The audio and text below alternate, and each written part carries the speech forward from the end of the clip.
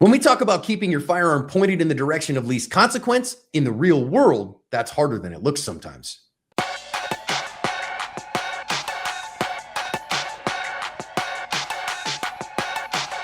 Hi, everyone. Welcome to today's research-informed badge cam lesson here at Active Self-Protection. I'm your host, John Correa. I'm your co-host, Mike Williver. Today's video comes to us from Phoenix, Arizona. Today's video is brought to us by Delete Me. You guys know that I only bring sponsors on at Active Self-Protection that I actually trust and use myself, and I just got my 14th report from Delete Me. I have been a customer of theirs for years and years. I'm really grateful that they've come on as a full-time sponsor for all of 2026 on Active Self-Protection. I really think it is a valuable service for like $2 a month, or just a little bit more, like $203 a month.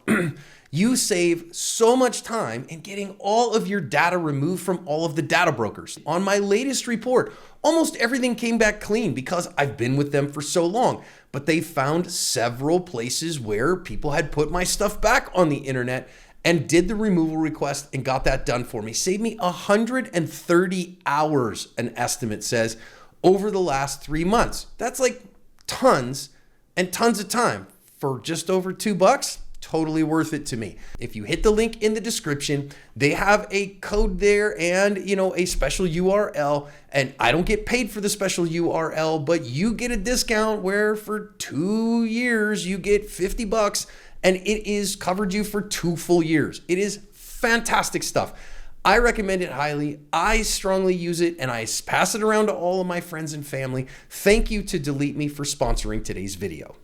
As always, news stories are linked in the description on this one. Phoenix PD has been called here for a domestic, and you're going to see multiple officers en route because the complainant has said that there are firearms involved or potentially involved. We have badge cam audio. Let's listen in.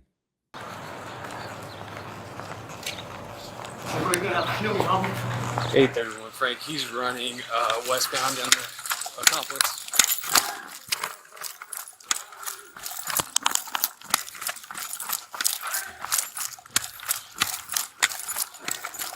Okay, he's running back towards you guys to the original complaint.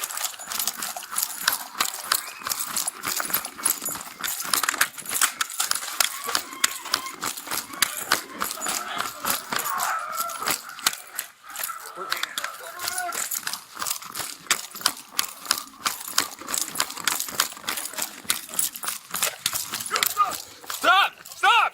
We're gonna fucking shoot you! Fucking put the gun down! Hey, whoa! Put it down. What is it? Hey, don't do it.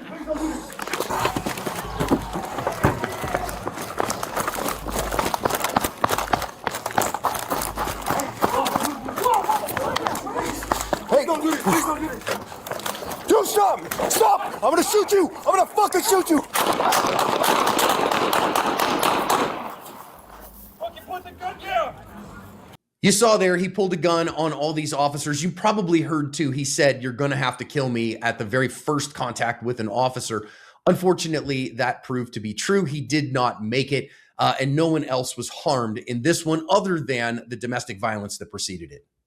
Man, Mike, lots of stuff to talk about here. And I have been a little bit accused occasionally in the comments of people saying I give Phoenix more deference because they're my hometown team. I disagree. I feel like we're harder on them. Yeah, interesting you say that. I think today's lesson really is about the difference between a quote-unquote safe direction and what you call least consequence. I think this really exemplifies what that means, and I can't wait to get to the lessons. I really want to start here, Mike, that our initial responding officer is super chill. And we like to talk about statistics, okay? A domestic violence call statistically are not more likely for officers to be injured than other calls, but they are more likely to go crazy than other calls are. And so even as this guy runs by and says, "You're going to have to kill me," I really do appreciate that our officer here stays calm, gets on his radio, says, "Hey, the guy's running. We're going to have to go find him." And so his, what we call arousal level, right? Like his emotional peaking here is very chill. And I think that is one of the keys to a successful outcome here. Yeah, I remember my dad telling me as a kid when I went to rat out one of my brothers about something, and my father said, "Hey, son, worry about yourself." Those words stuck with me. Really it applies to your career as a law enforcement officer. The only thing you can really truly control on a call is yourself, and that includes your arousal level. It includes your attitude. It includes how excited or not excited you get about whatever is happening in the stimulus being presented to you. So this officer has the information. This guy is evidently beating up a woman. That he evidently has access to firearms or weapons of some kind, and the guy just ran by and said, "You're gonna have to kill me." All that stuff he's taken in, and he has not gotten all freaked out and jumping up and down with his hair on fire. Calm is say it with me, a superpower, and he is exhibiting that in spades. So great job right off the bat here, not getting freaked out, taking the information in, processing it, and doing really a fantastic job of just processing that information, moving forward calmly. I love that. And that calm in the midst of this comes with experience, right? When you've seen it before, you can chill when things happen. Also, you can work on your box breathing, 4 in, hold 4, 4 out, hold 4 on your way to a call. If you feel like you're getting a little amped up and you're like, oh no, we got to get there fast. Kind of, okay, slow your roll, calm your heart, make good decisions here. It's like you to make good decisions. Repeat that mantra to yourself. It's like me to make good decisions in the moment. Also here, rule number 1 of Zombieland, cardio, right? Our officers need that cardio fitness. You're running with 30 pounds of gear on and you're chasing a bad guy or somebody who could potentially be a deadly threat very, very quickly. And you got to have the cardio to back that up. And our officer does have the cardio to back that up, and props to him for maintaining his physical fitness. For cops, physical fitness is an important part of the job to be able to show up in times like this. Now you notice here, he is going to show up. And as soon as this guy gets around the corner, I want you to see here. Okay, this is the picture that our officer makes a decision. It's about a half second before his first shot breaks. And remember, the time from the stimulus to the response in a complicated environment is 0.56 plus or minus 0.08, according to research from Lewinsky et al. And so, this is what he sees, and he realizes, I got to shoot. We're going to talk more about the other backstops here later on as we see the backstops. But here the officer goes, nope, we've lost containment on this guy. He's got a gun. I got to go to work on him. But look at what happens here. This guy then drops out of view of his optic. And so our officer shoots, and it's blurry here, but you can see that there's shots going off over the top of him. That is going to happen. Officers decided to shoot. Dude drops out of the way. You're going to occasionally have shots that miss like this when you're shooting in real world environments. But the key here is one of the things that we see is this is why you got to shoot your sights. You got to shoot not what was, but what is and what's coming in front of you, because this is what happens. Now, I'm not blaming him for that. Again, he made a decision, places the sights, starts pressing the trigger, and dude drops out of his optic. That stuff can happen. But this is also why we shoot at a cadence and a speed mic where you can actually verify and see your sights. Yeah, I think mental reps is really important. This is where mental reps come in.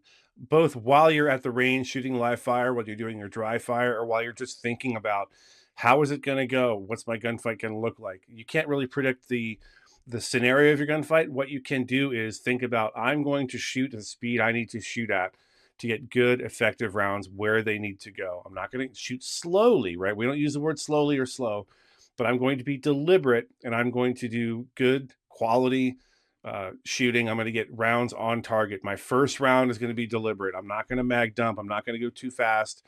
I'm going to shoot at the speed I need to shoot to get good quality rounds. And I am better than my adversary. I am better trained. I am a better marksman.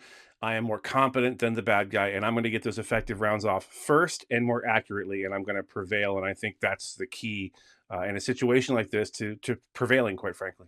I love it. And I love the idea. Again, we say it all the time here on the channel. It is really hard to miss fast enough to win a gunfight, but it's really easy to hit slow enough to lose one. So is speed or accuracy more important? You want a big bucket of both. It's not, well, you want to go faster, more better, or, hits and gunfights. Yes, but slow hits don't end gunfights either. And the bad guy gets a vote in that. So I also want to note here, he takes multiple shots on this guy, and there's always going to be people that are frustrated about that. But this guy has a gun in his hand, okay? So just because he goes down doesn't mean the threat ends. This is an important point to think about. If he had a knife or a chainsaw or a machete, then he couldn't reach out and touch you with it. And so as soon as he goes down, his mobility is gone, then the threat is over, and you got to take that into account. But here, the guy still has a gun in his hand. So I don't mind the extra shots here because he still can reach out and touch the officers or any of the bystanders here. And that makes these no problem, in my opinion, Mike. Yeah, and remember, human performance being what it is. John talks about it all the time, and it bears repeating.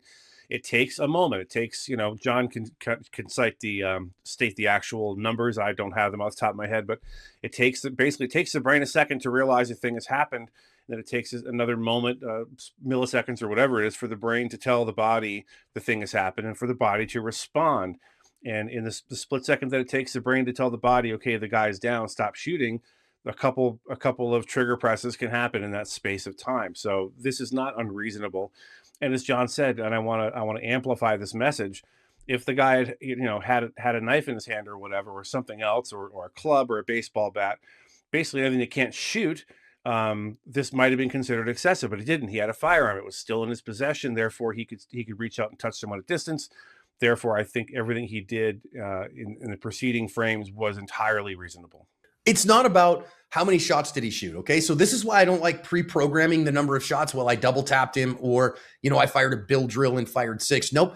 I saw my sights. I still saw the threat was imminent. And so I kept shooting. I pressed the trigger again with the sights on target, because what I saw was a continued deadly threat. Now, to Mike's point earlier, what we see, you have to program not just the start signal to start shooting, but your brain has to send a signal to your trigger finger to stop pressing the trigger as well. That can take anywhere from 0.5 all the way to 1.5 seconds, because it has to crowd out the go signal. So that can actually take a long time. In 0.5 seconds, we could actually see as many as 3 rounds fired in that time, while that is waiting for that to happen. So if you're shooting at max capacity, you could see 3, 4, 5, 6 shots go off after he realizes, oh no, I need to stop shooting. And that's not because he's continuing to want to put more rounds in him. That's because he's trying to teach his trigger finger to stop. That's just the way that human performance happens. Here, this officer does much better than that. I think maybe a couple of rounds, because he's got it. Okay, guy's down. He's not a threat anymore. I got to stop that. I want to see our second officer here, and we start recognizing backstop issues here, Mike, because this is a pretty significant issue. When we talk about always keep your firearm pointed in the direction of least consequence, that has to recognize not only the bad guy, but what if I miss? What if my marksmanship is not up to the standard here?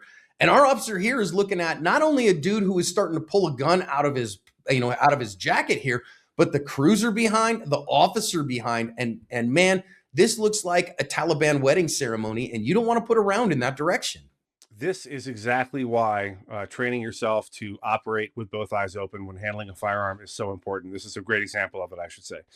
So tunnel vision is a real thing. For those of you who don't know what that means, is under stress during a stressful situation where your life is imperiled like this, potentially imperiled, you tend to focus like a laser beam, as Dr. Evil would say, on whatever the threat is, whatever the thing is. It's a dog barking at you, snarling at you or whatever, or a lion, or a bad guy with a gun.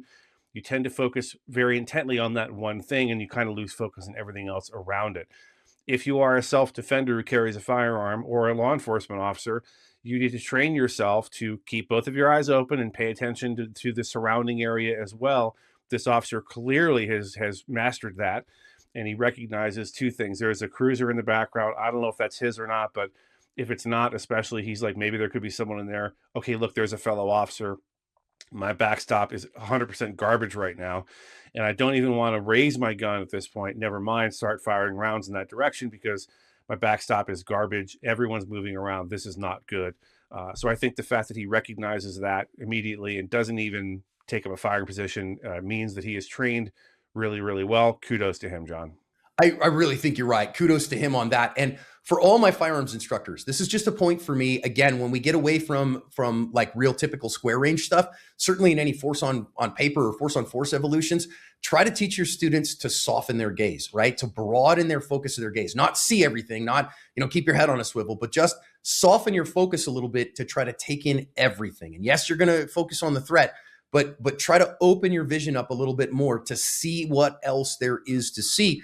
And you can do that by talking with them in debriefs. What did you see on that? And how did you open up? What else was in your periphery? So that they can take that stuff in. That can help them when the chips are down. And this officer did a really good job of not pressing the trigger. Now, watch what happens here is he strafes around. So we see our next officer comes in. He sees this guy. So he's the guy who ends up in the backstop of the previous guy. Thank God his partner was up to the par, right? You got to make sure you're taking your partner's safety into care. And I know a lot of people are going to say, well, right here, Mike, this guy's got a gun in hand and this officer should have shot him.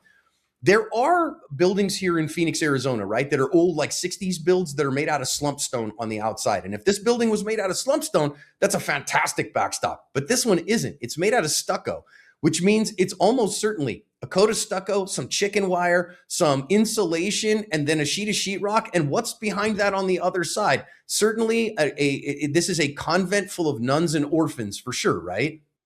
Yeah, to be sure. So out here in the desert, where I live down in Tucson, John lives up in Phoenix, but it's pretty much exactly the same climate. These sorts of apartment complexes quite frequently, it's a layer of stucco and then like some paper mache, a little bit of balsa wood, and then maybe some insulation if you're lucky, and then some sheetrock. So basically nothing that's going to stop a bullet, nothing that's really even going to change the trajectory of a bullet all that much. So shooting into that, just picture there's just a row of baby cribs on the other side of that wall. You have no idea what's on the other side of it, but assume it's somewhere back there. There's probably people. So this isn't really, we talk about in the old days, we would say point your gun in a safe direction. And it wasn't until I got to work for active self protection that I heard John say, point your gun in the direction of least consequence. And I really like that, because who's to say what a safe direction is? I suppose directly at the ground, right, could be considered a safe direction, generally speaking. But, I guess downrange, maybe not, depends who's down there. You would consider normally at a brick wall as a safe direction, but this is a wall. It's not necessarily a safe direction. It's not really a solid wall. There's people on the other side of it. So I think odds are this officer realizes that, and realizes this is not the time to take a shot, especially while he's running, while the bad guy's running. If he misses, which is entirely likely under the circumstances, God knows what's on the other side of that wall. So I think discretion being the better part of valor, he chose not to shoot. I love that, and I love every bit of that. And this is what a firearm related incident is in the real world. Everyone, it's not simple paper, square range, easy stuff in the backstop. You've got to look at all that so that because you're responsible for every bullet that leaves the end of your firearm, and you don't want to hit an innocent. Now, if you notice here, this officer, you say, why didn't he fire? Well, I don't know, because I haven't talked to this officer. Okay. My access to that is limited, shall we say, in the extreme. But if you notice here, when this guy strafes around, our officer stays parallel with him, and he's the one who ends up kind of around the end here with this guy, and he never fires because, look, his backstop is never good. And by the time he could have, the threat was over. And so to me, the lesson here that I really like is that each officer made an individual decision, right? And they made an individual decision based on what I saw in the moment. What did I have to do in the moment? I think the officer who fired was completely justified to do that. The officer who didn't, I understand why he didn't do that. These are highly trained officers making good decisions in the moment. I will say, I know a lot of guys on Phoenix PD. They are well trained, and generally speaking, when everything is happening, these guys get down. Yeah, I couldn't agree more. Listen, there's a lot of videos where we have more than one officer making decisions. We're about to record another one in another location where there's 3 officers making decisions with a guy with a knife, and a 4th officer shows up and makes a completely different decision. I think this is a great example of 2 things in this video, 2 lessons we can derive. One is what is and what is not a safe direction. The other one is, hey, 2 different officers, 2 different positions, dealing with the exact same person, making 2 different decisions, both of which are the correct decision. Each officer making a decision independently on what is and what is not a good shoot on exactly the same person. These Phoenix officers are clearly very well trained. They're clearly up on their marksmanship. They're confident in their abilities and their equipment. Well done, gentlemen, and you covered your ass.